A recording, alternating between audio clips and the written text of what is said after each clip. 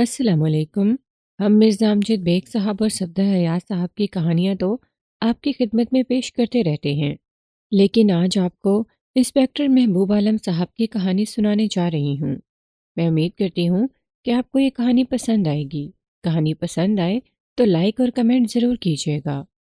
لاش وہیں پڑی تھی جہاں وہ کسی شکاری کی بندوق کا شکار ہوا تھا۔ مرنے والا امیر کبیر آدمی تھا اور وہ اس قصبے کا رہنے والا تھا جس میں میرا تھانہ تھا۔ وہ جگہ جہاں اس کی لاش پڑی ہوئی تھی قصبے سے تقریباً 4 میل دور تھی۔ وہاں اس کی بہت ساری زمین تھی جس پر اس کے مزارع کام کرتے تھے۔ دولت پیدا کرنے کے واسطے زمین ہی کافی تھی، لیکن شہر میں اس کا آڑت کا کاروبار بھی تھا۔ اس کے مزاروں نے اس کے بیٹوں کو آ کر اطلاع دی تھی کہ وہ زمینوں پر مرا پڑا ہے۔ انہوں نے اتنا ہی بتایا تھا کہ اس کا سر کھلا ہوا ہے اور وہاں خون ہی خون ہے۔ مجھ کو اطلاع ملی تو میں اپنے چند ایک آدمیوں کو ساتھ لے کر وہاں گیا۔ میں نے لاش کے سر کو دیکھا۔ زخم سر پر ہی تھے، لیکن زخموں میں خون اور بال جم گئے تھے۔ اس وجہ سے یہ معلوم کرنا مشکل تھا کہ زخم کس ہتھیار کے ہیں۔ جسم پر کسی اور جگہ زخم نہیں تھا، نہ کسی چوٹ کا کوئی نشان تھا۔ لاش ایسی جگہ پڑی ہوئی تھی جو دوسری زمین کی نسبت گہری تھی۔ یہ جگہ ویسی ہی تھی جس کو آپ کشادہ اور لمبا نشیب لکھا کرتے ہیں۔ وہاں بھی چھوٹا سا ایک کھیت تھا اور اس کھیت میں گندم اگی ہوئی تھی۔ اس جگہ کے دونوں طرف زمین بہت اونچی تھی۔ نشیب کے دونوں کنارے کچھ ڈھلان اور کچھ دیوار کی طرح تھے، اور وہاں بہت سے درخت تھے۔ ابھی میں نے یہ پتہ نہیں لگایا تھا کہ سر کے زخم کس ہتھیار کے ہیں۔ لاش کے نزدیک کھروں کے جو نشان تھے وہ ان لوگوں کے معلوم ہوتے تھے جنہوں نے لاش دیکھی تھی یا لاش کو دیکھنے کے لیے جمع ہو گئے تھے۔ میں نے کاغذی کارروائی مکمل کر کے لاش کو پوسٹ مارٹم کے واسطے بھجوا دیا اور مزاروں کے بیان لینے کے واسطے وہیں بیٹھ گیا۔ صاف ظاہر تھا کہ مرنے والا قتل ہوا ہے۔ اس کے جو قریبی رشتہ دار وہاں موجود تھے ان میں اس کے 2 جوان بیٹے تھے۔ وہی میرے ساتھ ساتھ رہے اور میں جو کچھ پوچھتا اس کا جواب وہی دیتے تھے۔ ان کے ساتھ تقریباً 24 سال کی ایک خوبصورت لڑکی بھی تھی جس کو میں مرنے والے کی بیٹی سمجھتا رہا، لیکن میں نے خاص طور پر نوٹ کیا کہ اس لڑکی کی آنکھوں میں آنسو تو تھے، لیکن اس کی وہ حالت نہیں تھی جو باپ کے مرنے پر بیٹیوں کی ہوتی ہے۔ مجھ کو یہ خیال بھی آیا کہ یہ مرنے والی کی بہو ہوگی، لیکن میں یہ سن کر کچھ حیران ہوا کہ یہ مرنے والی کی بیوی ہے جو بیوہ ہو گئی تھی۔ یہ پتہ لگا تو میرے دماغ میں کچھ شکوک پیدا ہوئے۔ مرنے والا یقیناً قتل ہوا تھا، لیکن زخم ایسے تھے کہ یہ پتہ نہیں لگتا تھا کہ ہتھیار کون سا استعمال ہوا ہے۔ سامنے پیشانی پر 2-3 سوراخ نظر آئے تھے۔ ان سے مجھ کو یہ شک ہوا تھا کہ پیچھے سے شکاری بندوق کا کارتوس اس پر چلایا گیا ہے اور اس کے 2-3 چھرے سامنے سے باہر نکلے ہیں۔ اگر یہ زخم شکاری بندوق کے کارتوس کا ہی تھا تو ہو سکتا تھا کہ شکاری نے نشیب کے اونچے کنارے پر کھڑے ہو کر کسی درخت کے نیچے والی ٹہنی پر بیٹھے ہوئے پرندے پر گولی چلائی تو اس کے چھرے اس کو لگ گئے، اور اگر یہ واردات قتل کی تھی تو اس میں اس نوجوان لڑکی کا ضرور ہاتھ تھا جو مرنے والے کی بیوی تھی۔ یہ ذہن میں رکھیں کہ مرنے والے کی عمر 45 اور 50 سال کے درمیان تھی، اور یہ لڑکی اس کی تیسری بیوی تھی جس کے ساتھ اس نے 2.5-3 سال پہلے شادی کی تھی۔ آپ نے قتل کی کہانیوں میں بہت دفعہ پڑھا ہوگا کہ جہاں بوڑھا خاوند جوان بیوی اور جوان بیٹا ایک ہی گھر میں اکٹھے ہو جائیں تو وہاں اس طرح کی واردات ہو جانا عجوبہ نہیں ہوتا۔ میں نے پوسٹ مارٹم کا انتظار کرنا تھا، لیکن میں اتنا وقت ضائع نہیں کر سکتا تھا۔ میں مرنے والے کو مقتول ہی لکھوں گا۔ یہ تو صاف ظاہر تھا کہ اس نے خودکشی نہیں کی تھی۔ دماغ میں رکھ کر کے یہ قتل ہوا ہے۔ میں نے اس کے بڑے بیٹے کو اپنے پاس الگ بٹھایا اور سب سے پہلے یہ پوچھا کہ ان کی کسی کے ساتھ خاندانی دشمنی ہے؟ نہیں، اس نے جواب دیا، کوئی خاندانی دشمنی نہیں، ان کی رنگینیوں کی تفصیل درکار ہے۔ خوبصورت عورت کو دیکھ کر خوش ہوتے تھے، اس نے کہا۔ اپنے آپ کو جوان سمجھتے تھے۔ میں نے اس سے بہت ساری باتیں پوچھی، لیکن اس نے کوئی ٹھوس واقعہ نہ سنایا، نہ کوئی ایسی مثال دی جس سے یہ پتہ لگتا کہ مقتول کی رنگینیاں کیسی تھی۔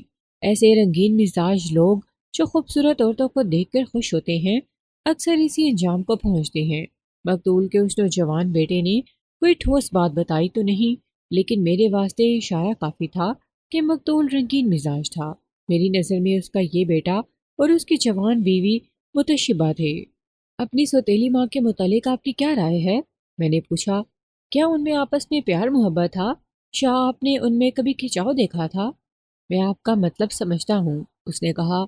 کیوں سمجھ لیں کہ ان کے درمیان نہ محبت تھی نہ کھچاؤ تھا۔ آپ خود سمجھ سکتے ہیں کہ اتنی جوان لڑکی جوان اولاد والے باپ کے ساتھ کیسے خوش رہ سکتی ہے۔ میرے ساتھ ذرا تعاون کریں، میں نے کہا۔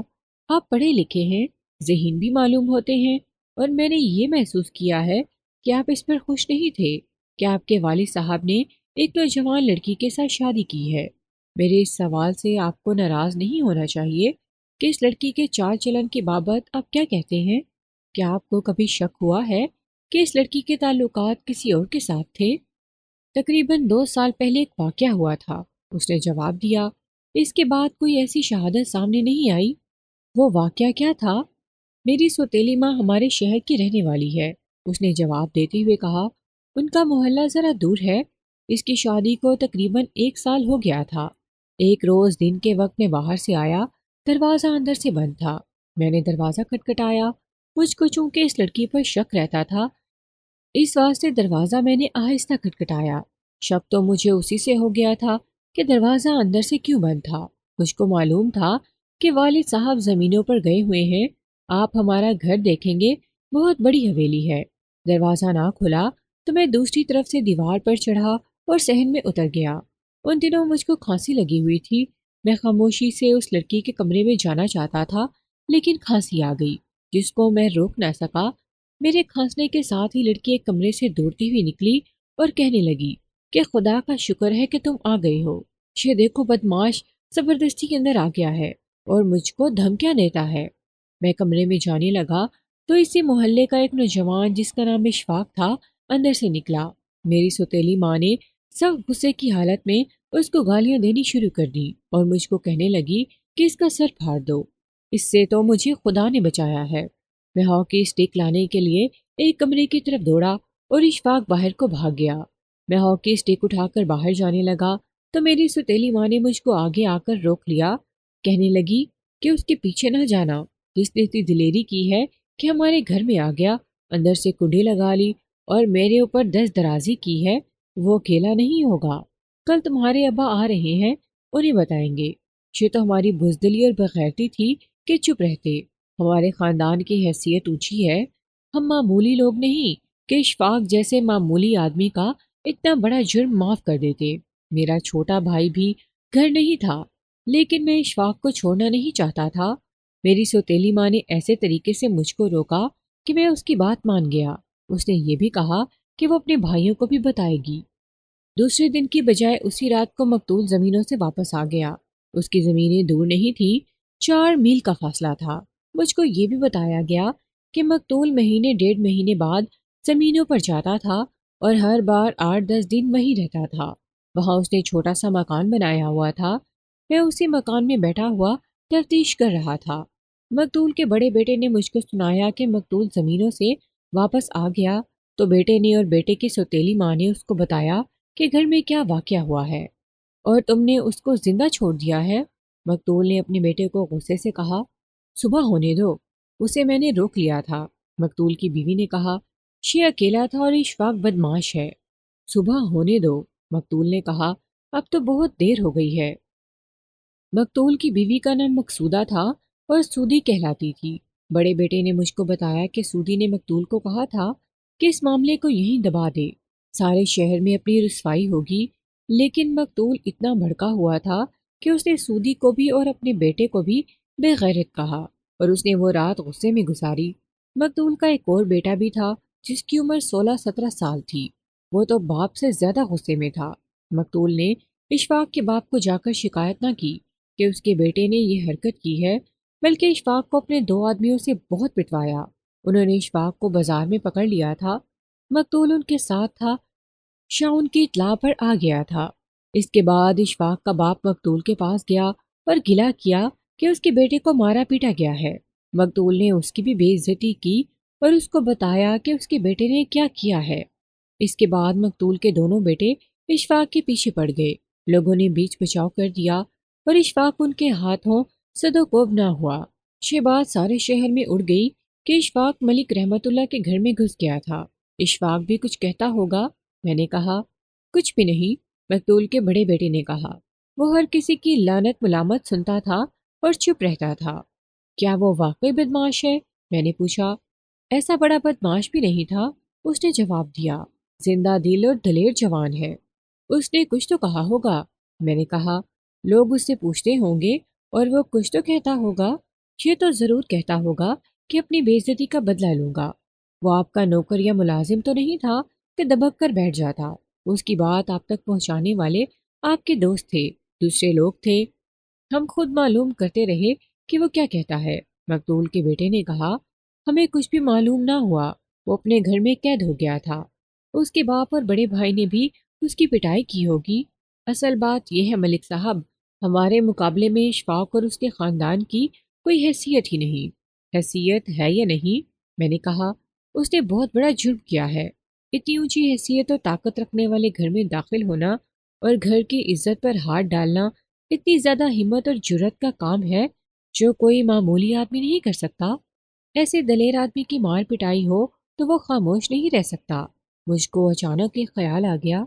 میں نے آگے ہو کر آہستہ سے مقتول کے بیٹے سے پوچھا، کیا ایسا تو نہیں کہ آپ کی سوتیلی ماں نے اس کو خود بلایا ہو؟ توبہ کرو جی، اس نے کہا۔ یہ لڑکی ایسی حرکت کرتی تو آج آپ کو یہاں کھڑی نظر نہ آتی۔ یہ آپ دل سے نکال دیں۔ دیکھو میاں، میں نے کہا، میں یہ نہیں پوچھ رہا کہ شہر میں حیثیت کس کی اونچی ہے، نہ مجھ کو کہانیاں سننے میں دلچسپی ہے۔ مجھ کو یہ بتاؤ کہ میں اگر یہ کہوں کہ اشفاق نے آپ کے والد صاحب سے اس طرح انتقام لیا ہے کہ ان کو قتل کر دیا ہے تو آپ کیا کہیں گے؟ مجھ کو ایسا کوئی شک نہیں، اس نے جواب دیا۔ اشفاق تو اسی وقت سمجھو مر گیا تھا۔ میں نے آپ کو بتایا ہے کہ پہلے تو وہ بہت دن اپنے گھر میں قید رہا، پھر وہ باہر نکلنے لگا تو کسی کے ساتھ بات ہی نہیں کرتا تھا۔ اب آ کر 2 سال بعد اس نے کچھ بولنا شروع کیا ہے۔ اگر میری سوتیلی ماں نے اس کو خود بلایا ہوتا تو کیا وہ چپ رہتا اور چپ کر کے مار کھا لیتا؟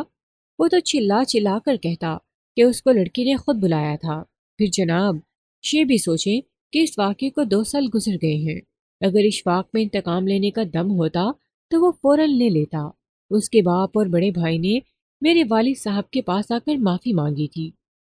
میں اس شخص کی اتنی لمبی کہانی اسی لیے سنتا رہا کہ اسی میں سے مجھ کو قاتل کا سراغ مل جائے گا، مگر مجھ کو ناکامی ہوئی۔ یہ ٹھیک تھا کہ 2 سال گزر گئے تھے۔ صرف خاندانی اور دیرینہ دشمنیوں والے انتقام لینے کے لیے اتنا انتظار کر لیا کرتے ہیں۔ وہ دشمنیاں دائمی ہوتی ہیں، لیکن یہ واقعہ اچانک ہو گیا تھا۔ اشفاق نے انتقام لینا ہوتا تو 2 سال انتظار نہ کرتا۔ اس کے علاوہ وہ مجرم بھی تھا۔ میں نے اشفاق کو قتل کی اس واردات میں مشتبہ تو نہ سمجھا، لیکن اس کو اپنے دماغ میں محفوظ کر لیا۔ بڑے بیٹے کو باہر بھیج کر اس کے چھوٹے بھائی کو بلا لیا۔ یہ جو شیلا نوجوان تھا، اس نے بھی یہ واقعہ میرے کہنے پر سنایا اور اس نے بھی یہی رائے دی کہ اشفاق میں انتقام کی ہمت نہیں تھی۔ تمہاری سوتیلی ماں کا تمہارے والد کے ساتھ کیا سلوک تھا؟ میں نے پوچھا۔ میرے والد صاحب سخت طبیعت کے آدمی تھے، اس نے جواب دیا۔ گھر میں ہی نہیں، سارے خاندان میں کوئی فرد ان کے ساتھ ایسا سلوک نہیں کر سکتا تھا جو انہیں پسند نہیں ہوتا تھا۔ میں نے سنا ہے کہ وہ رنگین مزاج تھے۔ میرا مطلب ہے وہ زندہ دل تھے۔ آپ نے ٹھیک سنا ہے، اس نے کہا، لیکن کسی کے آگے جھکتے نہیں تھے۔ اپنی اس بیوی کو انہوں نے اپنے دماغ پر سوار نہیں کیا تھا۔ کیا اس پر روب جھاڑا کرتے تھے؟ میں نے پوچھا۔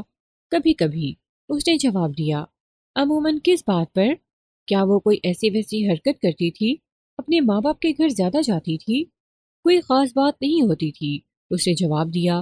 اسے اپنے ماں باپ کے گھر جانے سے میرے والد صاحب نے کبھی نہیں روکا تھا۔ وہ انہیں بتا کر چلی جاتی اور آ جاتی تھی۔ دوسرے محلے میں ان کا گھر ہے۔ میں مقصودہ کا چال چلن معلوم کرنا چاہتا تھا اور میں یہ معلوم کرنے کی بھی کوشش میں تھا کہ ان دونوں جوان سوتیلے بیٹوں کے ساتھ مقصودہ کے تعلقات کیسے تھے۔ میں نے دیکھا کہ نوجوان بچ بچ کر جواب دیتا تھا۔ اس کی کسی بات سے مجھ کو شک ہو جاتا اور کسی بات سے شک رفع ہو جاتا۔ میں نے مقتول کے گھر کے حالات دوسرے ذریعوں سے معلوم کرنے تھے۔ مقصودہ کو بلا کر اس سے کچھ باتیں پوچھیں۔ میں اس سے یہ توقع نہیں رکھ سکتا تھا کہ وہ اپنی مابت مجھ کو پوشیدہ باتیں بتا دے گی۔ میں اس کو 2 سال پہلے واقعہ یاد دلایا تو اس نے اسی طرح سنایا جس طرح مقتول کے دونوں بیٹے نے سنایا تھا۔ مقصودہ، میں نے کہا، میں جانتا ہوں تمہیں اپنے خاوند کے مرنے کا کوئی افسوس نہیں۔ میں صرف یہ پتہ لگا رہا ہوں کہ اس کا قاتل کون ہے؟ تم کسی پر شک کرتی ہو؟ میرا شک کسی پر نہیں ہے، اس نے جواب دیا۔ مجھ کو ان کے مرنے کا بہت افسوس ہے۔ جھوٹ نہ بولا مقصودہ، میں نے کہا۔ مجھ کو اس کے ساتھ کوئی دلچسپی نہیں کہ تمہیں افسوس ہے کہ نہیں۔ مجھ کو یہ بتاؤ کہ تمہارا خاوند جائیداد اپنے بیٹوں میں تقسیم تو نہیں کر رہا تھا؟ نہیں، اسے جواب دیا۔ نہ بیٹوں نے کبھی مطالبہ کیا تھا، نہ باپ نے کبھی سوچا تھا۔ ان کا باپ کیسا آدمی تھا؟ اچھا تھا، اس نے جواب دیا۔ میں کچھ اور پوچھ رہا ہوں، میں نے کہا۔ سنا ہے اس کے تعلقات دوسری عورتوں کے ساتھ بھی تھے؟ ذرا سوچو مقصودہ، میں قاتل کو پکڑنا چاہتا ہوں۔ مجھ کو شک ہے کہ تمہارا خاوند کسی عورت کے پیچھے مارا گیا ہے۔ مجھ سے کچھ بھی نہیں چھپاؤ۔ میں کیسے چھپا سکتی ہوں جی؟ اس نے کہا۔ یہ تو سب جانتے ہیں کہ ان کے تعلقات ایک بدمعاش عورت کے ساتھ تھے۔ اس کا خاوند مریض سا آدمی ہے اور اس عورت کے 2 بھائی ہیں۔ مجھ کو عورتوں نے بتایا تھا کہ ملک صاحب اس کے جال میں آئے ہوئے ہیں۔ یہ عورت جوان بھی ہے اور خوبصورت بھی ہے، کئی بار میرے گھر آئی ہے، بہت چالاک عورت ہے۔ یہ وہی عورت تھی جس کا ذکر مقتول کے بڑے بیٹے نے کیا تھا۔ تم نے اپنے خاوند کو اس معاملے میں کچھ کہا تو ضرور ہوگا؟ میں نے کہا۔ صرف ایک بار کہا تھا، لیکن انہوں نے مجھ کو ڈانٹ دیا تھا۔ اس کے بعد میں نے نہیں کہا۔ میں نے اس کے ساتھ ہمدردی کی باتیں شروع کر دی کہ اس کو ایک بوڑھے آدمی کے ساتھ باندھ دیا گیا ہے۔ ایک تو وہ بوڑھا ہے اور اس کے ساتھ وہ بدکار ہے۔ میں بات کرنی جانتا تھا، یہ تو نا تجربہ کار لڑکی تھی۔ اس پر میری باتوں کا جادو چل گیا۔ میری ہمدردی نے اس کے آنسو نکال دیے۔ یہ میرے واسطے کوئی نئی عجیب بات نہیں تھی۔ وہ اپنی عمر سے دگنی عمر کے آدمی کی بیوی بنا دی گئی تھی۔ اس کو ہمدردی کی ضرورت تھی۔ میں نے اس کو اتنا موم کر دیا کہ وہ خود بولنے لگی۔ میں نے اس کو اور زیادہ بھڑکاتا گیا۔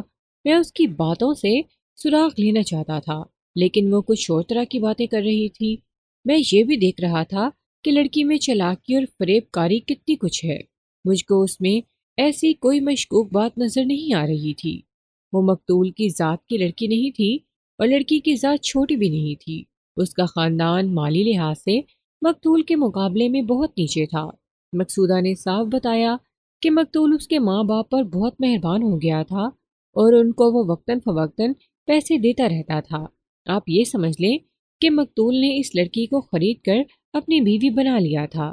اس لڑکی کی باتوں سے پتہ لگتا تھا کہ یہاں معاملہ الٹ ہے۔ وہ اس طرح کہ عام طور پر بوڑھے خاوندوں کی نوجوان بیویاں خاوندوں پر غالب آ جاتی ہیں۔ خاوند اپنی کمزوریوں کو سمجھتے ہوئے نوجوان بیویوں کے زن مرید بن جاتے ہیں اور ان کی ہر فرمائش اور خواہش پوری کرتے ہیں۔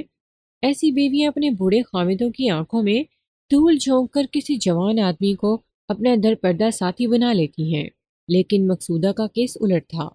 خاوند نے اس کو زر خرید لونڈی بنایا ہوا تھا۔ گھر میں اس لڑکی کی یہی حیثیت تھی۔ اس نے اپنا من مار لیا تھا۔ آپ نے ٹھیک کہا تھا کہ مجھ کو ملک صاحب کے مرنے کا ذرا بھی افسوس نہیں، اس نے کہا اور مجھ سے پوچھا، کیا آپ کو پتہ لگا ہے کہ اس کو کس نے مار دیا ہے؟ یہی پتہ لگانے کی کوشش کر رہا ہوں، میں نے کہا اور اپنے خیال کے مطابق اس سے پوچھا، تم اب کیا کرو گی؟ اپنے ماں باپ کے پاس چلی جاؤ گی؟ پھر ظاہر ہے شادی کر لو گی۔ ابھی تمہاری عمر ہی کیا ہے؟ معلوم ہوتا ہے خدا نے تمہاری فریادیں سن لی ہیں۔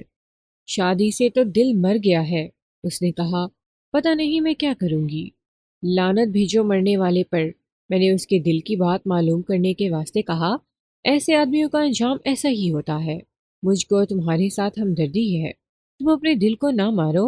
اتنی جوان اور اتنی خوبصورت لڑکی ہو، عدت کا عرصہ پورا ہوتے ہی شادی کر لینا۔ مجھ کو ایسی بات پوچھنی تو نہیں چاہیے۔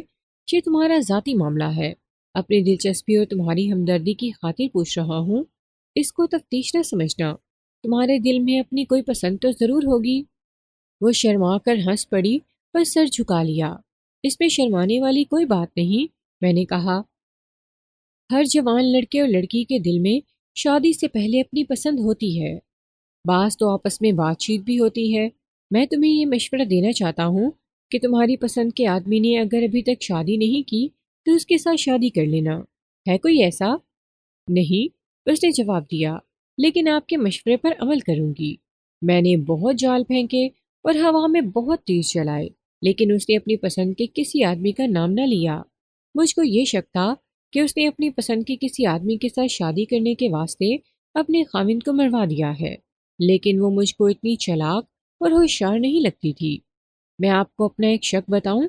اس نے پوچھا اور کہنے لگی، صفیہ کے بھائیوں اور خاوند کو پکڑے، اس کے خاوند کا بھی ایک بھائی ہے، کوئی شہادت ملے تو پکڑوں۔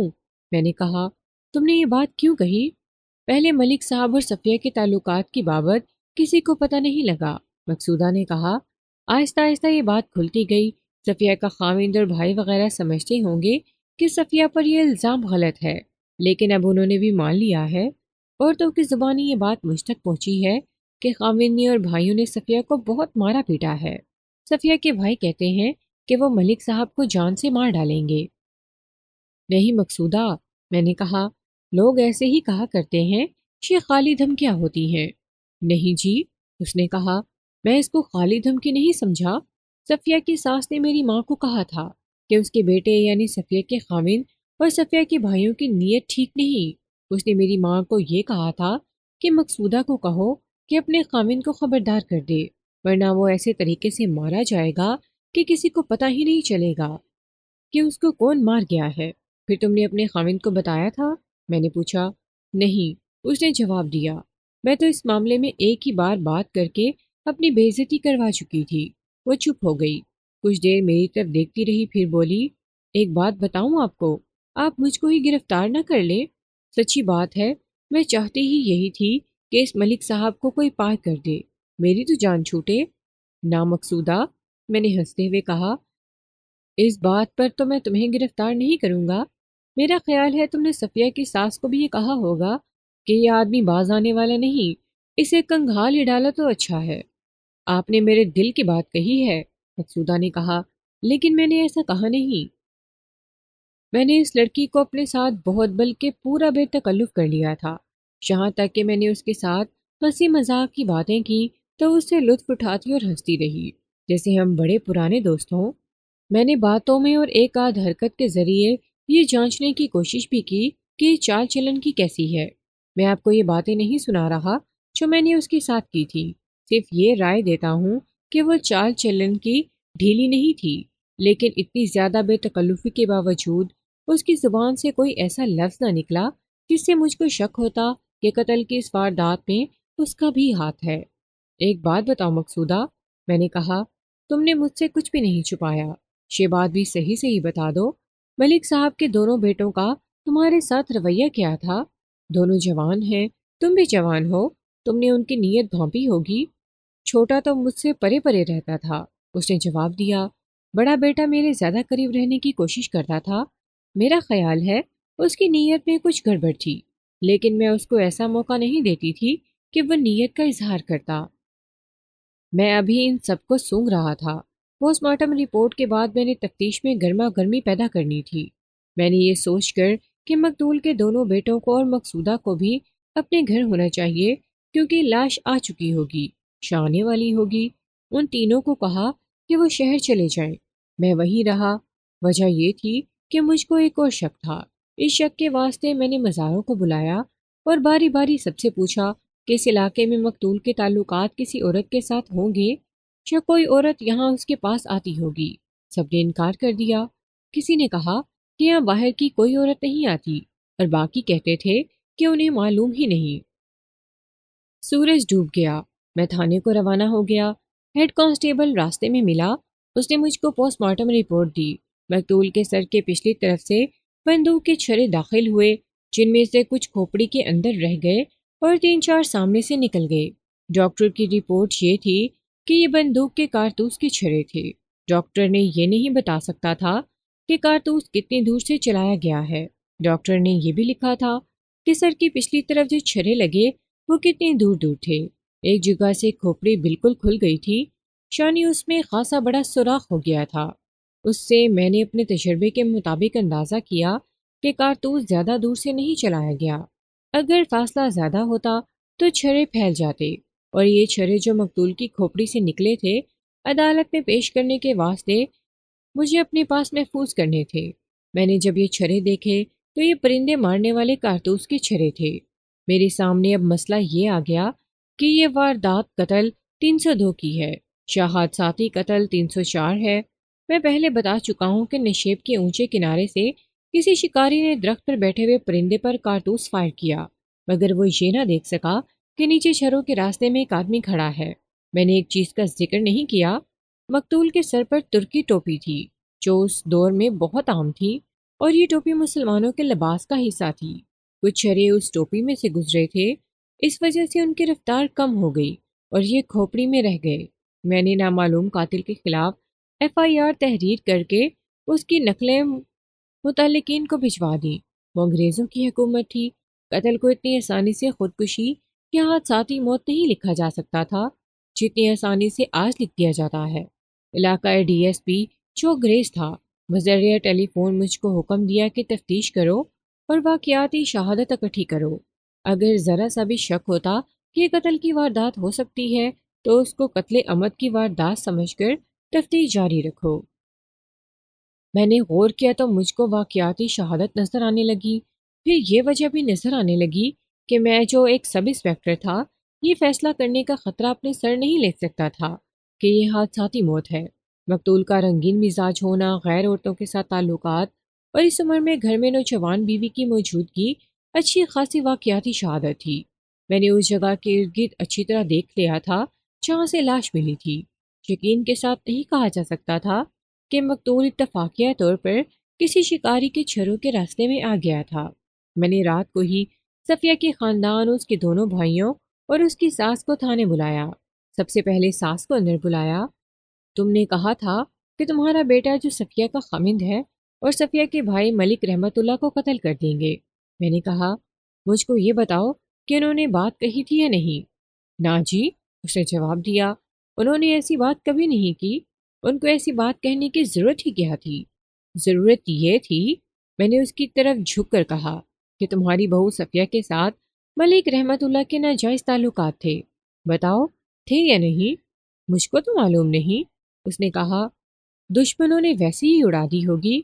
میری بات غور سے سنو خالہ، میں نے کہا، تم عزت والے خاندان کی عورت ہو، مجھ سے عزت کرواؤ اور اپنے گھر کی عزت کا خیال رکھو۔ تم جھوٹ بولو گی تو میں دوسروں سے پتہ لگا لوں گا، پھر تم اس تھانے سے باہر نہیں جا سکو گی، پھر میں تمہاری بہو کو بھی تھانے بلا لوں گا۔ سوچو پھر تمہاری کیا عزت رہ جائے گی۔ چلو وہ تو میں مان لیتی ہوں، اس نے کہا، لیکن یہ جو آپ نے کہا ہے کہ میرے بیٹے نے ملک رحمت اللہ کو قتل کی دھمکی دی تھی، یہ غلط ہے۔ یہ تو مانتی ہو نا کہ تمہاری بہو کے اور ملک رحمت اللہ کے قابل اعتراض تعلقات تھے؟ میں نے کہا، وہ تو میں اس لیے مان رہی ہوں کہ آپ کہہ رہے ہیں، اس نے کہا، میرے پاس تو کوئی ثبوت نہیں جس پر اپنی بہو پر الزام تھوپ دوں۔ میرا خیال ہے کہ مقصودہ کی ماں کو بلا کر تمہارے سامنے بٹھا دیتا ہوں۔ میں نے کہا، تم نے اسی کو کہا تھا کہ مقصودہ کو کہہ دے کہ اپنے خاوند کو خبردار کر دے۔ تمہیں اپنی عزت کا ذرا بھی خیال نہیں؟ اگر اپنے بیٹے کو پھانسی سے بچانا چاہتی ہو تو صحیح بات بتا دو۔ آپ کیا چاہتے ہیں؟ اس نے کہا، کیا میں یہ کہوں کہ ملک رحمت کو میرے بیٹے نے قتل کر دیا ہے؟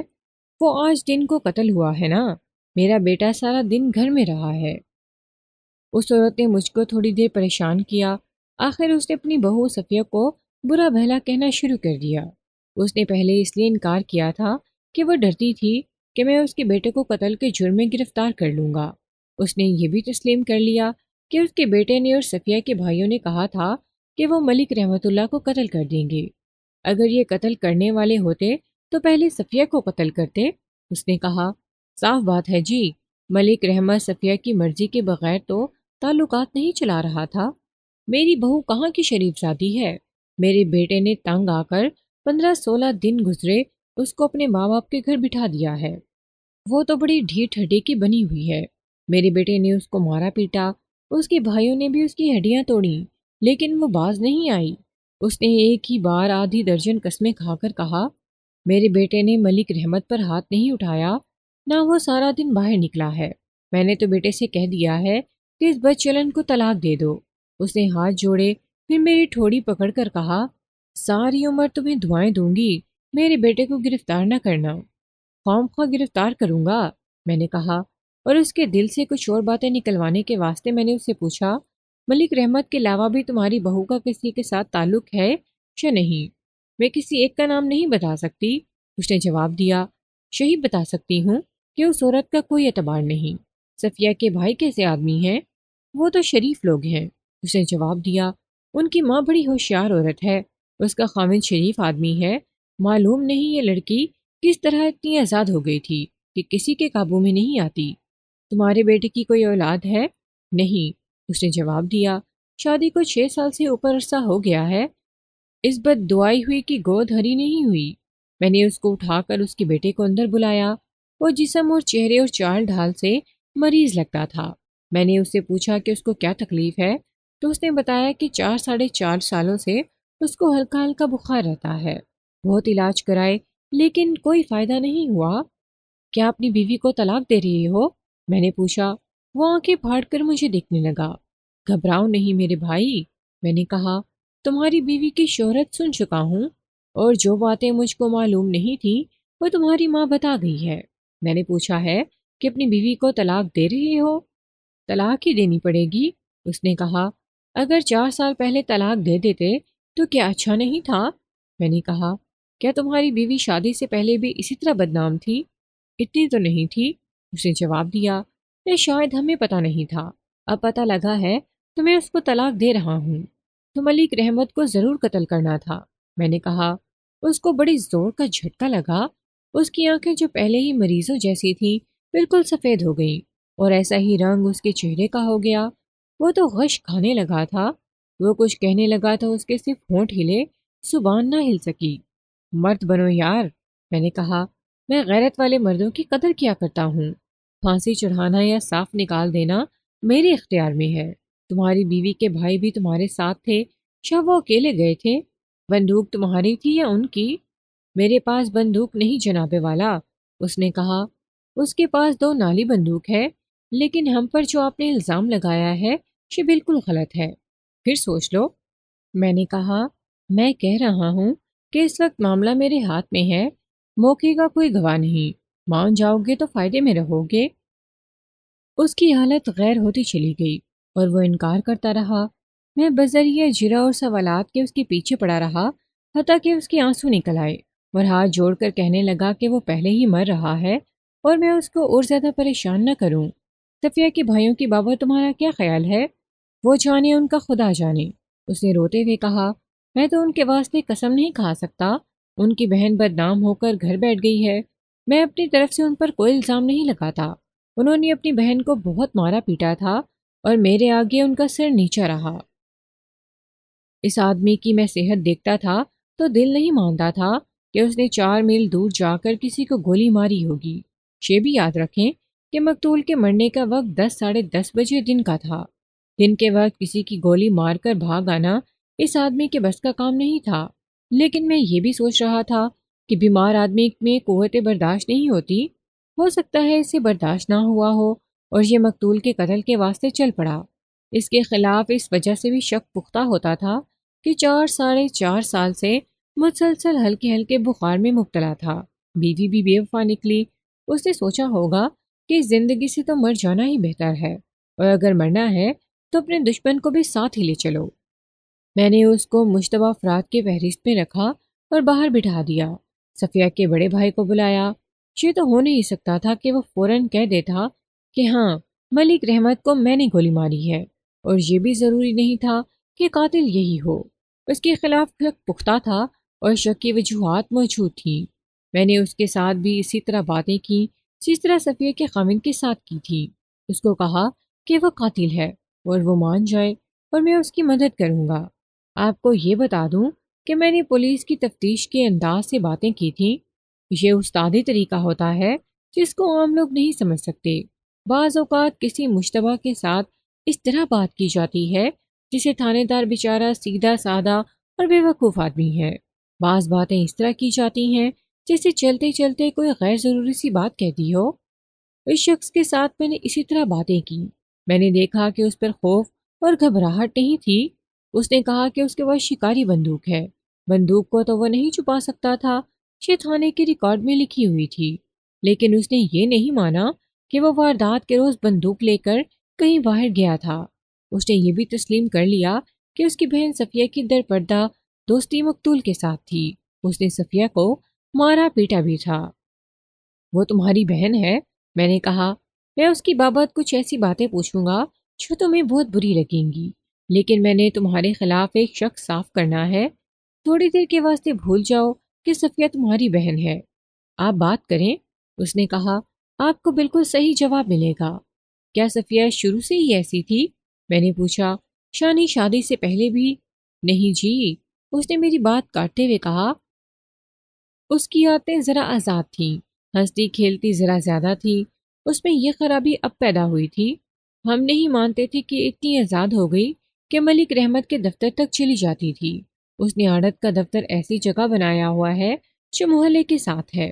میں نے اپنی آنکھوں دیکھ کر یقین کیا۔ یہ کب کی بات ہے؟ 7-8 مہینے ہو گئے ہیں، اس نے جواب دیا۔ دراصل جی، اس کے خراب ہونے کی ایک وجہ ہے، اس کے خاوند کو کوئی بیماری لگی ہوئی ہے کہ اس کے جسم میں نہ خون رہا ہے نہ دم رہا ہے۔ ہماری بہن نے 4-5 سال برداشت کیا ہے۔ میں یہ نہیں کہتا کہ صفیہ نے جو کیا ہے ٹھیک کیا ہے، میں آپ کو وجہ بتا رہا ہوں۔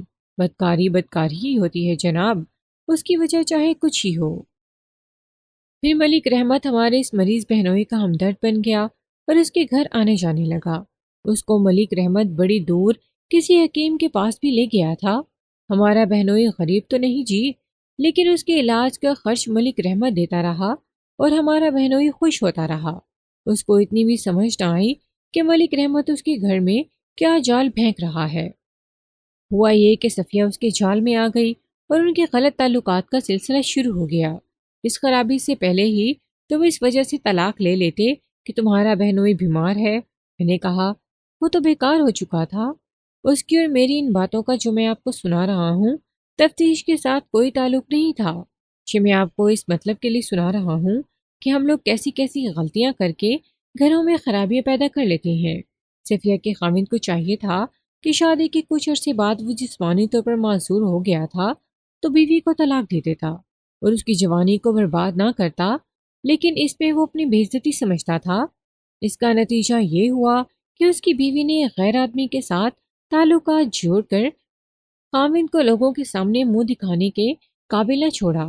میں نے اس کے بھائی سے پوچھا کہ اپنی بہن کو طلاق کیوں نہ دلا دی، تو اس نے بھی عزت و غیرت کا نام لیا کہ طلاق سے بڑی بے عزتی ہوتی ہے۔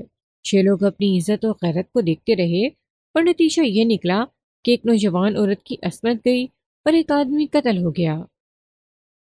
صفیہ کا بھائی مجھ کو قاتل نظر تو نہیں آتا تھا، لیکن حالات انتہائی بزدل اور انتہائی شریف آدمی کو بھی قاتل بنا دیا کرتے ہیں۔ اس کے خلاف یہ شہادت بھی بن سکتی تھی کہ قتل کے وقت وہ گھر سے بلکہ شہر سے غیر حاضر ہوتا۔ اس کا کوئی ثبوت نہیں ملتا تھا۔ پھر یہ شہادت درکار تھی کہ اس کو مقتول کی زمینوں کے علاقے میں بندوق کے ساتھ دیکھا گیا تھا۔ یہ شہادتیں نہ ملنے کے باوجود میں اس شخص کو چھوڑ نہیں سکتا تھا۔ وجہ موجود تھی کہ اس کے خلاف شک پیدا کرتی تھی۔ اس کے بعد میں نے اس کے چھوٹے بھائی سے پوچھ گچھ کی، شبہ انکار کرتا رہا۔ اس کو اپنی بہنوئی اور اپنی بہن پر بہت غصہ تھا۔ میں نے اس کے بڑے بھائی سے بھی اور اس سے بھی اس دھمکی کا پوچھا جو انہوں نے صفیہ کی ساس کے ذریعے مقصودہ کی ماں تک پہنچائی تھی۔ ہاں جی، اس نوجوان نے کہا، ایسی بات میں نے بھی کہی تھی اور میری بہنوں نے بھی کہی تھی، لیکن ہم نے اس دھمکی پر عمل نہیں کیا اور عمل کرنے کا ارادہ بھی نہیں تھا۔ ہمیں اتنی جان نہیں کہ اتنے بڑے آدمی پر ہاتھ ڈالتے۔ ان لوگوں میں اتنی جان تھی یا نہیں تو یہ میں بھی دیکھنا تھا۔ سب سے پہلے مجھ کو ان کی بندوق کی ضرورت تھی۔ میری اپنی ضرورت یہ تھی کہ پوری رات گزر گئی تھی اور میں مشتبہوں کے ساتھ جھک جھک کر رہا تھا۔ کل کا دن جو گزرا تھا وہ آپ کو سنا چکا ہوں۔ مجھ کو تھوڑے سے آرام کی ضرورت تھی۔ صبح کے 7:30 کا وقت ہو گیا تھا۔ میں اپنے گھر چلا گیا، نہا کر ناشتہ کیا اور تقریباً 2 گھنٹے سو کر واپس آیا۔ صفیہ کے بھائیوں کو ساتھ لیا اور ان کے گھر کو روانہ ہو گیا۔ راستے میں وہ میری منتیں کرتے رہے کہ میں ان کے گھر کی تلاشی نہ لوں۔ یہ خاص طور پر خیال رکھیں کہ یہ شہری لوگ تھے اور کچھ پڑھے لکھے بھی تھے، اس وجہ سے دیہاتوں سے مختلف تھے۔ دیہات کے لوگ لڑائی مار کٹائی اور قتل سے نہیں ڈرتے، قتل کر کے فخر کرتے ہیں۔ شہری اپنی تہذیب کی وجہ سے برداشت کر لیتے ہیں۔ میں ان کے گھر چلا گیا اور محلے سے 2 گواہ لے کر بندوق اس طریقے سے برآمد کی جو قانون کے مطابق تھا۔ ان کے گھر میں جتنے کارتوس تھے وہ بھی اپنے قبضے میں لے لیے۔ وہاں میں نے پہلی بار صفیہ کو دیکھا۔ کشش والی عورت تھی۔ سب سے بڑی کشش یہ تھی کہ وہ جوان تھی پر اس کا رنگ ذرا صاف ستھرا تھا۔ وہ کوئی خاص طور پر خوبصورت عورت نہیں تھی۔ میں نے اس کو الگ کمرے میں بٹھایا۔ صفیہ، میں نے اس کو کہا، تمہارے پاس انکار کی کوئی گنجائش نہیں ہے۔ مجھ کو سب معلوم ہو چکا ہے، تمہارے بھائیوں نے بھی بتا دیا ہے، تمہاری ساس اور خاوند کے بیان بھی لے چکا ہوں۔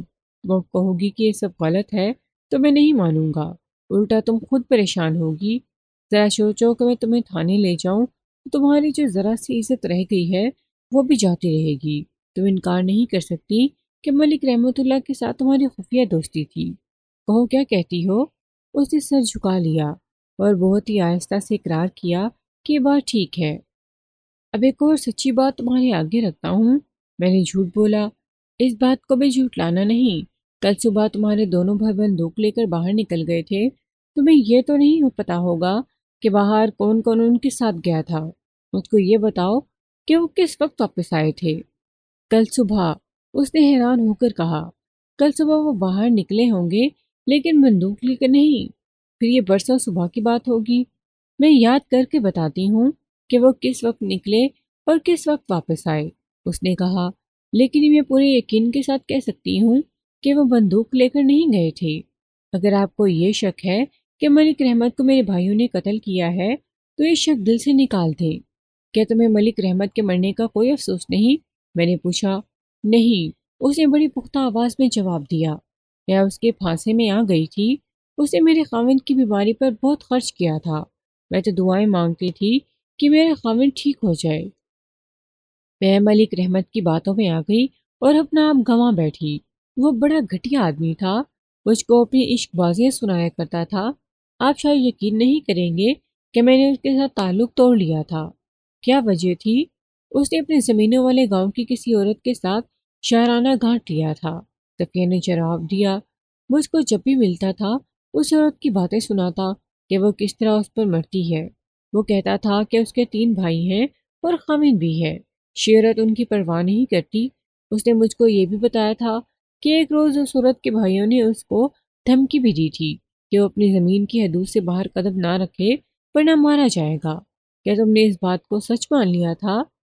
میں کیا بتا سکتی ہوں کہ یہ سچ تھا یا جھوٹ، اس نے جواب دیا۔ وہ اس عورت کی باتیں ایسے طریقے سے سناتا تھا جس سے مجھ کو اس کے مقابلے میں کچھ بھی نہ سمجھتا ہو۔ میں اس کے بعد اس کو نہیں ملی۔ ملک رحمت کب تک تمہارے خاوند کے پاس آتا رہا ہے؟ میں نے جب اس کے ساتھ تعلق توڑ لیا اس سے مہینے پہلے تک آتا رہا، صفیہ نے جواب دیا۔ پھر اس نے وہاں آنا جانا چھوڑ دیا، جس کی ایک وجہ یہ بھی تھی کہ میرے خاوند کو اور میرے بھائیوں کو ہمارے تعلقات کا پتہ لگ گیا تھا۔ میں نے اس کو کہا تھا کہ وہ میرے گھر میں نہ آیا کرے۔ تم نے ایک بات سچ بتا دی ہے، میں نے کہا۔ اب کوئی پردہ نہ رہنے دو۔ ملک رحمت اللہ کے علاوہ تمہارے تعلقات کس کے ساتھ تھے؟ اور کوئی نہیں تھا جی، اس نے جواب دیا۔ اور مجھ کو یہ یقین دلانے کے واسطے کہ وہ ٹھیک کہہ رہی ہے، اس نے بہت کچھ کہا۔ اس کی زبان سے میں اس کے بھائیوں کے خلاف کوئی بات نہیں گروا سکتا تھا۔ میں بندوق، کارتوس اور اس کے بھائیوں کو ساتھ لے کر تھانے چلا گیا۔ میں نے اس گاؤں کے نمبردار اور مخبروں کو تھانے لانے کے لیے ایک کانسٹیبل کو بھیجا۔ صفیہ نے ایک اشارہ دیا تھا۔ قتل تو دراصل دیہات کے لوگ کیا کرتے تھے، شہر کے مخبر آئے ہوئے تھے۔ میں نے ان سے رپورٹیں لینی شروع کی۔ ان سے مجھ کو کوئی نئی بات معلوم نہ ہوئی۔ مقتول کی بابت وہی کچھ معلوم ہوا جو مجھ کو پہلے ہی معلوم ہو چکا تھا۔ صفیہ کی بابت بھی کچھ اور پتہ لگا۔ کئی گھنٹے اسی طرح گزر گئے۔ پھر اس گاؤں کا نمبردار اور 2 اور آدمی آ گئے۔ میں نے نمبردار کو اپنے پاس بٹھایا اور مقتول کی بابت پوچھا۔ حضور، میں تو خود آنے لگا تھا، نمبردار نے کہا۔ میں اس وجہ سے پہلے نہ آیا کہ شاید آپ کو اصل مجرم مل گیا ہے۔ کچھ بھی نہیں ملا چودھری۔ پھر میری ایک بات پر غور کریں، نمبردار نے کہا۔ میرے گاؤں کی ایک نوجوان عورت ملک رحمت کے پاس اس کے زمینوں والے مکان میں جایا کرتی تھی۔ یہ بات تو ملک کے مزاروں کو بھی معلوم ہے۔ ملک میرے گاؤں میں پہلے پہل آتا رہا تھا، پھر اس نے آنا جانا چھوڑ دیا تھا۔ میں نے اپنی آنکھوں سے اس عورت کے ساتھ اونچی فصلوں کے درمیان مینڈ پر کھڑے باتیں کرتے دیکھا ہے۔ اس میں کوئی شک و شبہ نہیں کہ ان کے آپس کے تعلقات تھے۔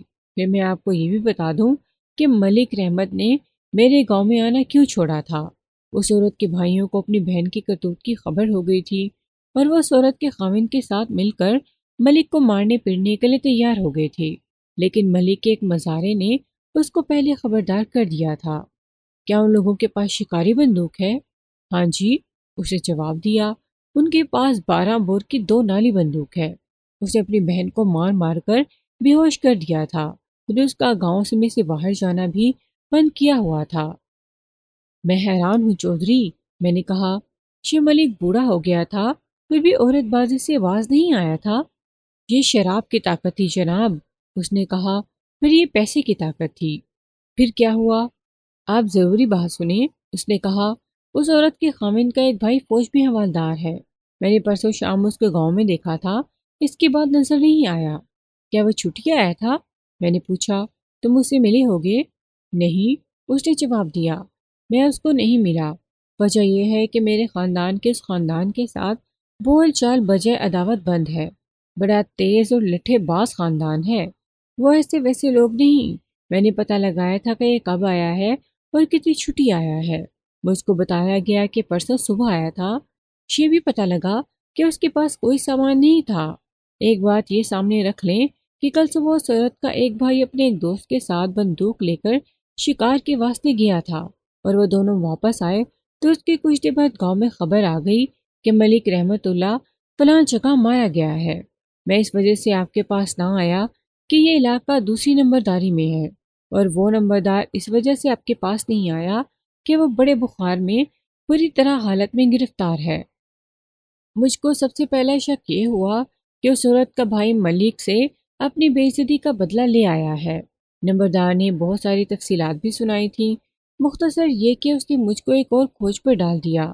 اس نمبردار کے خلاف بھی ایک شک پیدا ہوتا تھا۔ اس نے کہا کہ اس عورت کے خاندان کے ساتھ اس کی خاندانی دشمنی ہے، اس وجہ سے مجھ کو شک ہوا کہ یہ ان کے خلاف بڑھا چڑھا کر رپورٹ دے رہا ہے۔ بہرحال مجھ کو ایک سراغ مل گیا تھا۔ میں فوراً اس سوراخ پر دوڑ پڑا، اتنا ضروری عملہ ساتھ لیا اور نمبردار کے گاؤں چلا گیا اور سیدھا اس عورت کے بھائیوں کے دروازے پر جا رکا۔ دونوں بھائی گھر پر ہی تھے۔ جو ہی وہ باہر نکلے، میں نے ان کو دھکیل کر اندر چلا گیا اور ان کو کہا کہ اپنی بندوقیں میرے حوالے کر دیں۔ انہوں نے 2 گواہوں کی موجودگی میں بندوق برآمد کر دی اور میں نے کارتوس بھی اپنے قبضے میں لے لیے۔ یہ بندوق کب چلائی تھی؟ میں نے ان کے گھر میں کھڑے ہو کر پوچھا۔ کل صبح، ایک بھائی نے جواب دیا۔ میں شکار پر گیا تھا، 15-16 پرندے مارے تھے۔ اور وہ جو بڑا موٹا شکار کیا ہے؟ میں نے کہا۔ نہیں حضور، اس نے انجان بنتے ہوئے جواب دیا۔ شکار کے واسطے تو بہت آگے جانا پڑتا ہے، ہم زیادہ دور نہیں گئے تھے۔ جو موٹا شکار تم نے کیا ہے وہ تو یہاں بالکل قریب ہی تم کو مل گیا تھا، میں نے کہا، اور اس کے قریب ہو کر اس کے کان میں آہستہ سے کہا، میں ملک رحمت کی بات کر رہا ہوں۔ وہ اس طرح پیچھے ہٹا جیسے میں نے اس پر حملہ کرنے کی خاطر خنجر نکال لیا ہو۔ اسے نمبردار کی طرف دیکھا جو ہمارے قریب ہی کھڑا تھا۔ نمبردار، اسے دانس پیس کر نمبردار کو کہا، دشمنی میدان میں نکل کر کلہاڑیوں اور لاٹھیوں سے پوری کی جاتی ہے۔ تم نے تھانے میں یہ جھک ماری ہے کہ ملک رحمت کو میں نے گولی ماری ہے۔ لعنت ہے تیری مردانگی پر، مرد اوچھا وار نہیں کرتے۔ تم میرے ساتھ بات کرو یار، میں نے کہا۔ مجھ کو معلوم ہے کہ نمبردار کے ساتھ تمہاری دشمنی ہے، میں اب اس کی نہیں تمہاری بات سنوں گا۔ میرے ساتھ سچ بولو گے تو میں تمہارا دوست بن جاؤں گا۔ چودھری، دوسرے بھائی نے نمبردار سے کہا، ہم تیرے اس وار کا جواب میدان میں دیں گے، ہم ذرا پولیس سے بھگت لیں۔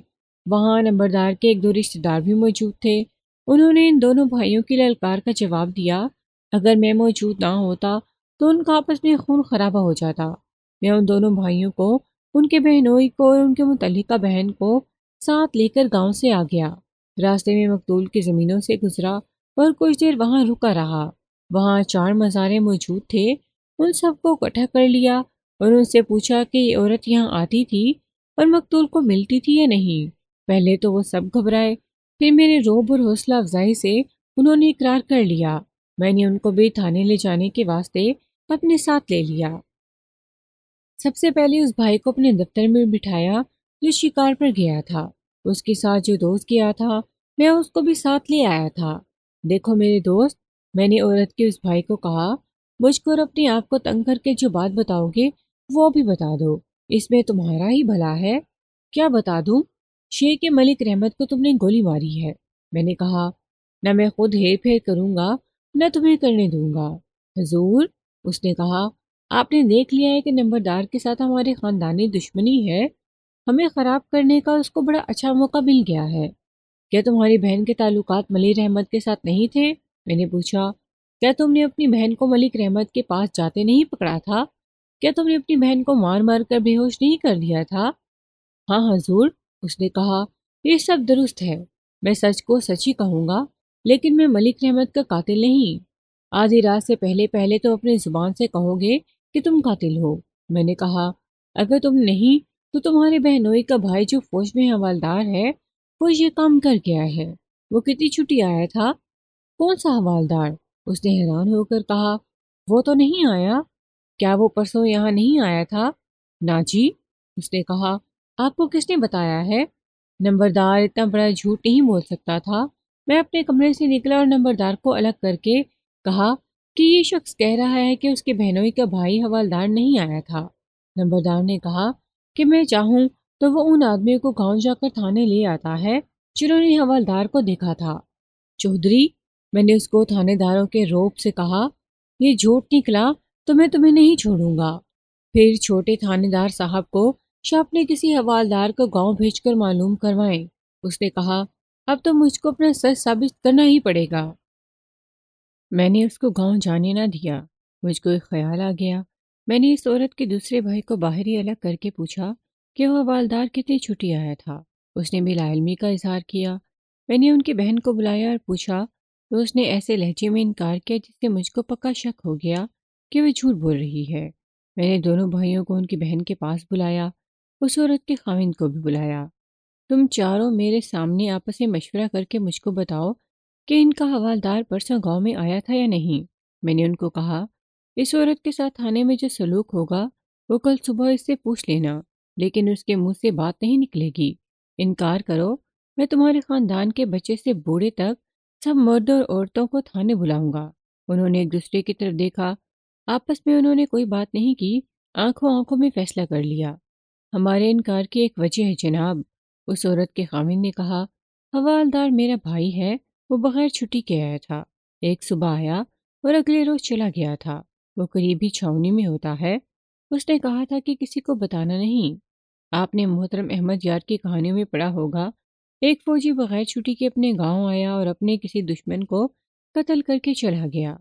اس کی رنجمنٹ میں پولیس اس کی گرفتاری ہی کے واسطے گئی تو اس کے افسروں نے کہا کہ وہ ڈیوٹی پر تھا، گاؤں تک کس طرح جا سکتا تھا، اس طرح اس کو بچا لیا گیا۔ اس کیس میں بھی مجھ کو شک ہو گیا تھا کہ یہ حوالدار ایک ملک رحمت اللہ کو قتل کرنے آیا تھا اور اس کو موقع مل گیا۔ اس نے مقتول پر کارتوس چلایا اور واپس اپنی چھاؤنی میں چلا گیا۔ یہ اس طرح ہوا ہوگا کہ اس عورت کا بھائی شکار کے بہانے بندوق اور ایک دوست کو لے کر گاؤں سے نکلا، حوالدار گاؤں سے کہیں دور کھڑا ہو گیا، اس نے بندوق لی اور ملک رحمت اللہ کو دیکھنے لگا۔ ملک رحمت اللہ کی موت اس کو بڑی موزوں جگہ لے گئی۔ میں جانتا تھا کہ میں چھاؤنی جا کر اس کی رجمنٹ میں گیا تو مجھ کو کہا جائے گا یہ حوالدار تو فلاں ڈیوٹی پر اپنی رجمنٹ میں موجود تھا، لیکن پہلے تو میں نے یہ معلوم کرنا تھا کہ حوالدار ان دونوں شکاریوں کو راستے میں ملا تھا یا نہیں۔ میں نے اس عورت کے بھائی سے، جس کو میں نے پہلے اپنے کمرے میں بٹھایا تھا، پوچھا کہ اس کے ساتھ شکار پر کون گیا تھا۔ اس نے نام بتایا تو میں نے ایک کانسٹیبل کو بھیجا کہ اس کو گاؤں سے لے آئے۔ اس کے آنے تک میں نے اس عورت کو اپنے کمرے میں بٹھایا اور پوچھ گچھ کرنے لگا۔ اس عورت سے مجھ کو ایک نئے مشتبہ کے سوا کچھ نہ ملا۔ میں نے اس سے اس کے خاوند کے بھائی حوالدار کی بابت پوچھا تو اس نے بتایا کہ سنا تھا کہ وہ آیا ہے، لیکن وہ اپنے ماں باپ کے گھر میں تھی، اس وجہ سے اس نے حوالدار کو نہیں دیکھا۔ اگلی صبح اس عورت کا بھائی گھر والوں کو یہ بتا کر کہ وہ شکار پر جا رہا ہے، بندوق لے کر نکل گیا۔ وہ واپس کس وقت آیا تھا؟ اسے جو وقت بتایا وہ ملک رحمت کے قتل کے وقت سے 2 گھنٹے بعد کا تھا۔ اب میں نے وقت کا حساب جوڑ کر ملزم کا سراغ لگانا تھا، مثلاً اس طرح کہ اس عورت کا یہ بھائی جو شکار کو گیا تھا کس وقت اس جگہ سے گزرا جہاں ملک رحمت قتل ہوا تھا۔ جب وہ آدمی آیا جو اس عورت کے بھائی کے ساتھ شکار پر گیا تھا تو میں نے اس کو دم نہ لینے دیا، اپنے دفتر میں لے گیا اور بینچ پر بٹھا دیا۔ دیکھ جوان، میں نے کہا، تمہیں پتہ لگ گیا ہوگا کہ میں کس کس کو تھانے بٹھایا ہوا ہے، ان سب کے بیان لے چکا ہوں، تم ذرا سا بھی جھوٹ بولا تو میں تمہیں حوالات میں بند کر دوں گا۔ میرے ہاتھ میں بیت کا ڈنڈا تھا اور میں اس کے سامنے کھڑا تھا۔ میں نے پوچھا، تم اس کے ساتھ شکار پر گئے تھے؟ راستے میں تمہیں حوالدار کہاں ملا تھا؟ نہیں حضور، اس نے ڈرے ہوئے لہجے میں کہا، ہمیں راستے میں کوئی حوالدار نہیں ملا تھا۔ ایک جھوٹ، میں نے کہا، تم واپسی پر اس جگہ سے کس وقت گزرے تھے جہاں ملک رحمت کی لاش پڑی تھی؟ تم نے وہ جگہ دیکھی ہوگی۔ میں نے خود نہیں دیکھی، اس نے کہا، لوگوں نے بتایا تھا۔ میں اس جگہ کو جانتا ہوں، اور جناب، ہم واپسی پر اس جگہ سے نہیں گزرے تھے، ہم دوسرے راستے سے آئے تھے۔ اس زمانے میں ایک اور مشکل تھی، آج کل جس کو دیکھو اس نے گھڑی باندھی ہوئی تھی۔ میں جس وقت کی بات کر رہا ہوں اس وقت شہروں میں بھی بہت کم لوگوں کے پاس گھڑیاں ہوا کرتی تھیں۔ میں نے جس آدمی کو اپنے پاس بٹھایا ہوا تھا وہ یہ نہیں مان رہا تھا کہ ان دونوں کو راستے میں حوالدار ملا تھا، اور وہ میرے روب اور تھوڑے سے تشدد کے باوجود نہیں مانتا تھا کہ وہ جائے واردات کے قریب سے گزرے تھے۔ میرا خیال ہے تم ان دونوں بھائیوں اور ان کے بہنوئی اور اس کے حوالدار بھائی کی پھانسی کا پھندا اپنے گلے میں ڈالنا چاہتے ہو۔ میں نے کہا، دوستی کا یہ حق جو تم ادا کر رہے ہو تمہیں بہت مہنگا پڑے گا۔ جناب عالی، اس نے پختہ آواز میں کہا، ملک رحمت کا قاتل جو کوئی بھی ہو، میں آپ کو یہ بتا رہا ہوں کہ اس عورت کا ایک بھائی میرے ساتھ تھا اور بندوق اس کے پاس تھی۔ اگر اس کے بھائی نے کسی اور کی بندوق لے کر ملک رحمت کو مار ڈالا ہو تو وہ میں نہیں جانتا۔ تم اس کے دوست تھے؟ میں نے پوچھا، کیا یہ دونوں بھائی ملک رحمت کے قتل کی باتیں کیا کرتے تھے؟ ہاں جی، اس نے جواب دیا، کیا کرتے تھے، لیکن وہ صرف باتیں ہی کرتے تھے۔ میں گاؤں کے اس نوجوان آدمی کو تفتیش کی چکی میں رگڑ رہا تھا اور وہ رونے پر آ گیا۔ اچانک اس کی آنکھیں ٹھہر گئیں اور وہ کچھ سوچنے لگا۔ اس نے میری طرف دیکھا۔ آپ نے میرے ساتھ بلا وجہ ایسا سلوک کیا کہ میرا دماغ میرے قابو سے نکل گیا ہے۔ اس نے کہا، اگر آپ قتل کا الزام زبردستی ہم پر تھوپنا چاہتے ہیں تو آپ کی مرضی ہے۔ میں آپ کو دو باتیں بتانا چاہتا ہوں، ان پر غور کریں۔ میری تمہارے ساتھ کوئی دشمنی نہیں، میں نے کہا، تمہارے دل میں جتنی باتیں آتی ہیں وہ سب کرو۔ ہمارے گاؤں سے کچھ دور سبزیوں کا ایک چھوٹا سا باغ ہے، اس نے کہا، وہاں رہٹ لگا ہوا ہے۔ ہم واپسی پر وہاں رکے تھے۔ ہم جب بھی ادھر جاتے ہیں وہاں ضرور رکتے ہیں، پانی پیتے ہیں اور باغ کے مالک کے پاس تھوڑی دیر بیٹھتے ہیں۔ آپ اسے پوچھیں کہ ہمارے ساتھ اور کون تھا اور اس سے اٹھ کر ہم کدھر گئے تھے۔ وہاں سے ہمارے گاؤں کا راستہ دوسرا ہے۔ اور دوسری بات یہ ہے کہ آپ کے شہر کے دو آدمی اس علاقے میں پرندوں کا شکار کرتے دیکھے گئے تھے۔ انہیں شناخت کر سکتے ہو؟ میں نے پوچھا۔ ایک کو پہچانتا ہوں، اس نے جواب دیا، آپ کے شہر کے مشہور آدمی کا بیٹا ہے، خواجہ قدیر کا بیٹا شبیر، جو اپنے باپ سے زیادہ مشہور ہو گیا ہے۔ اس کے ساتھ اس کی عمر کا ایک اور جوان آدمی تھا، میں اس کو نہیں جانتا۔ ان کے ساتھ تمہاری بات چیت ہوئی تھی؟ وہ اتنے قریب نہیں آئے تھے، اس نے جواب دیا، اور بہت دور بھی نہیں تھے۔ ہم نے ان کو دیکھا تھا۔ ہم تو اپنے گاؤں کی طرف آ گئے اور وہ درختوں پر پرندے دیکھتے ادھر کو جا رہے تھے جدھر ملک رحمت کی زمینیں اور اس کا مکان ہے، اور ملک رحمت جہاں مارا گیا ہے۔ انہوں نے 4 یا 5 کارتوس چلائے تھے، پھر دور سے ہم نے ان کے کارتوس کی آواز سنی تھی۔ پہلے میں آپ کو یہ بتا دوں کہ خواجہ قدیر کون اور کیا تھا۔ خواجہ قدیر ایسا ہی شریف اور باعزت بدماش تھا۔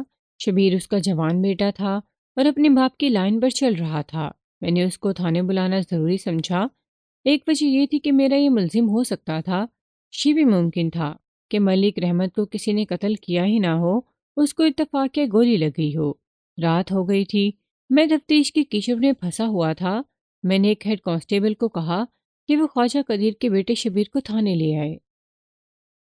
کون تھا وہ دوست؟ اس کا نام اشفاق ہے، اس نے جواب دیا۔ بڑے اچھے خاندان کا آدمی ہے۔ میں اشفاق کے نام پر چونکا۔ مجھ کو ویسے ہی خیال آیا کہ وہی اشفاق تو نہیں، وہی اشفاق تو نہیں جس کا کوئی 2 سال پہلے ملک رحمت اللہ کے گھر میں کوئی چکر چلا تھا؟ میں نے پوچھا۔ ہاں ہاں، شبیر نے جواب دیا، وہی اشفاق ہے۔ شبیر بھائی، میں نے پوچھا، وہ چکر کیا تھا؟ اشفاق تمہارا دوست ہے، اس نے تمہیں کچھ بتایا ہوگا؟ اس نے مجھے کچھ نہیں بتایا، شبیر نے جواب دیا۔ مشہور یہ ہوا تھا کہ اشفاق کو یہ پتہ لگا کہ ملک رحمت کے گھر میں اس کی بیوی اکیلی ہے تو وہ اندر چلا گیا۔ میں نے اشفاق سے پوچھا تو اس نے کہا ایسے ہی ہوا تھا۔ پھر اس سے یہ ظاہر ہوتا ہے کہ اشفاق اچھا خاصا بدماش ہے۔ میں نے کہا، کسی کے گھر میں اس طرح گھس جانا کسی معمولی آدمی کا کام نہیں۔ آپ اس کو بدماش نہ سمجھیں، شبیر نے کہا، وہ بہت جرت والا ہے، ڈرتا نہیں، جو کام کرنا چاہے وہ نہ کرنے والا ہو تو کر ڈالتا ہے۔ ملک رحمت کے گھر میں گھسنے کی ایک اور وجہ تھی۔ اشفاق اس لڑکی مقصودہ کے ساتھ شادی کرنا چاہتا تھا جس کو ملک رحمت خرید کر لے گیا تھا۔ اشفاق کی حالت یہ ہو گئی تھی جس طرح اس کے جسم میں جان نکل گئی ہو۔ یہ تو اس نے کئی بار کہا تھا کہ میں ملک رحمت کو ایک نہ ایک دن جان سے مار ڈالوں گا۔ جب اس نے یہ بات کہی تو وہ چونک کر چپ ہو گیا اور میرے منہ کی طرف دیکھنے لگا۔ میں نے اس کو کہا کہ وہ کچھ سوچے مت اور بولتا رہے۔ ہاں جناب، اس نے کہا، آپ نے ٹھیک محسوس کیا ہے۔ میں یہ بات منہ سے نکال کر اس سوچ پہ پڑ گیا ہوں کہ ملک رحمت قتل ہو گیا ہے اور آپ اشفاق کو شک میں گرفتار کر لیں گے۔ شبیر، میں نے اس کو کہا، تم تھانے میں ایک تھانے دار کے سامنے بیٹھے ہوئے ہو اور تمہارے والد صاحب باہر تمہاری خاطر پریشان بیٹھے ہیں۔ اگر کچھ چھپانے کی کوشش کرو گے تو میں تمہیں بھی شک میں گرفتار کر لوں گا۔ ذرا یہ سوچو کہ میں نے تمہیں کس کے اشارے پر یہاں بلایا ہے۔ ایسے گواہ موجود ہیں جنہوں نے تمہیں اور اشفاق کو اس جگہ تک جاتے اور وہاں سے آتے دیکھا ہے جہاں ملک رحمت اللہ کو شکاری بندوق سے گولی ماری گئی ہے۔ میں اس وقت تک اس بات پہ شک کر رہا ہوں کہ تم بھی اس قتل میں شامل تھے۔ میری اتنی سی بات پر وہ بہت گھبرایا۔ میں محسوس کر رہا تھا کہ وہ کسی سوچ میں پڑ گیا ہے۔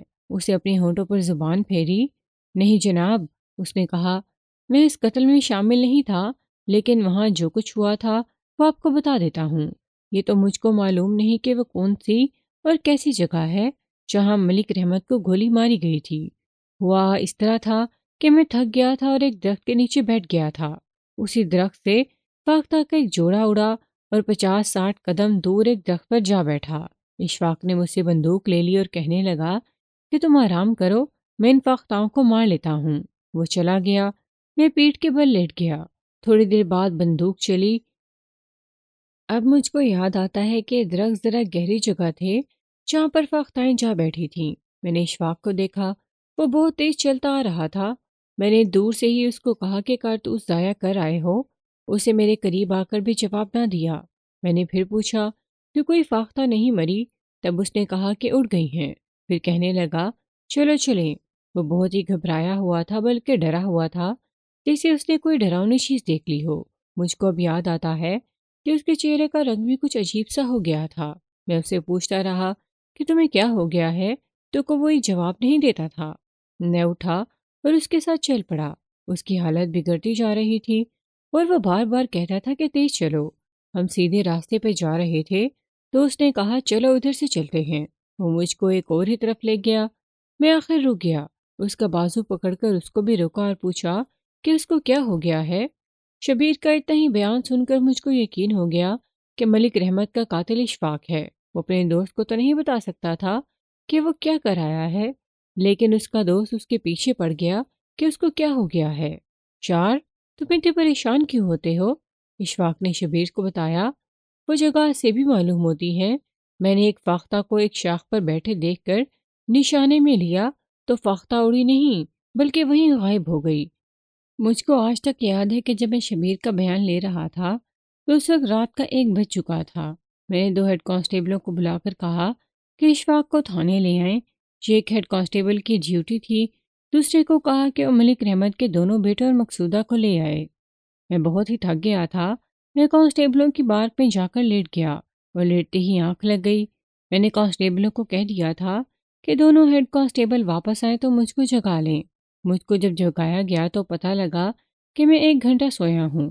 میں نے کہا کہ اشفاق کو میرے دفتر میں بھیجیں۔ میں نے اس کو دیکھا تو اس پر رحم آ گیا۔ صحیح معنوں میں جوان مرد اور خوبرو مرد تھا۔ اشفاق بھائی، میں نے اس کو کرسی پر بٹھا کر اس کی پیٹھ پر تھپکی دی اور کہا، ڈرنا اور گھبرانا نہیں، جہاں وہ جنات نہیں آ سکتے جنہوں نے تمہیں وہاں دھکا دیا تھا۔ میں تمہارے ساتھ بالکل سیدھی بات کرنا چاہتا ہوں اور ایک سودا بھی کروں گا۔ سچ بولو اور اس کا صلہ مجھ سے لے لو۔ میں نے اس وقت تمہیں جگایا ہے تو تم سمجھو کہ شہادت اکٹھی کر کے اور اپنی پوری تسلی کر کے تمہیں بلایا ہے۔ مجھ کو یہ بتا دو کہ تمہارا چلایا ہوا کارتوس اتفاق سے ملک رحمت کو لگا تھا یا تم نے انتقام لیا تھا؟ کہہ دو کہ تم نے ملک رحمت کو دیکھا ہی نہیں تھا اور تمہاری نظر فاختہ پر تھی۔ وہ تمہیں اس وقت نظر آیا جب وہ گر چکا تھا۔ وہ آنکھیں پھاڑ پھاڑ کر میرے منہ کی طرف دیکھنے لگا۔ اس کی حالت چہرے سے جو نظر آ رہی تھی وہ بہت بری تھی۔ بولو اشفاق، میں نے اس کی گال پر ہلکی سی تھپکی دے کر پیار کیا۔ اس وقت تک مجھ کو اپنا دوست نہیں، اپنا بڑا بھائی سمجھو۔ یہ تھوڑا سا وقت ہے، یہ گزر گیا تو بہت پچھتاؤ گے۔ تمہارے واسطے اس جال سے نکلنے کا کوئی ذریعہ اور کوئی راستہ نہیں۔ یہ جوان آدمی تھا تو بہت دلیر، لیکن انسان کا قتل دلیری کو ختم کر دیتا ہے۔ اسی جذبات میں آ کر ایک انسان کو قتل کر دیا تھا، لیکن اس کے بعد اس کی جو حالت ہوئی وہ اب شبیر کی زبانی پڑ چکے ہیں۔ اور اب وہ گہری نیند سے اٹھ کر آیا تھا اور میں نے اچانک اس کے سامنے اس کا جرم رکھ دیا تھا۔ یہ ایک نفسیاتی جال ہوتا ہے، اس سے نکلنا ناممکن ہو جاتا ہے۔ اشفاق کی خاموشی بتا رہی تھی کہ قاتل یہی ہے۔ میں نے اپنا پیار اور شفقت والا رویہ برقرار رکھا، جس کے نتیجے میں وہ بول پڑا۔ مجھ کو ایک بات بتائیں، اس نے تھرتھراتی ہوئی آواز میں کہا۔ اگر میں یہ کہوں کہ میرے چلائے ہوئے کارتوس کے چھرے اتفاقیہ ملک رحمت کو لگ گئے تھے تو کیا ہوگا؟ جو ہوگا وہ مجھ پر چھوڑ دو، میں نے کہا۔ میں تم سے وعدہ کرتا ہوں کہ بچانے کی پوری کوشش کروں گا۔ اس نے بڑا گہرا اور لمبا سانس لیا اور کہنے لگا، میں نے خود اس کو گولی ماری ہے۔